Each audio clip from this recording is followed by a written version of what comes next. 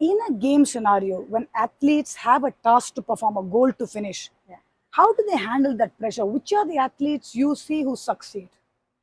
Um, Handling pressure is a bit of a practice because pressure is both internal and external. So, as the player trains, it's important that they're able to isolate the external pressures from the internal pressures. And an athlete can do this in two ways. One is if they're very visual in nature, they can use visualization exercises of, seeing or kind of visualizing themselves on the priorities of what they need to focus on, both in performance and in focus. If they're very auditory in nature, they can create tools that can help them, which they can listen to before the game starts, or even during the off times or during the breaks and stuff like that. The other way of doing it is also to write them down so that you have about like a 3 point to do list and say that, okay, in this game, this are the three things that I'm going to focus on.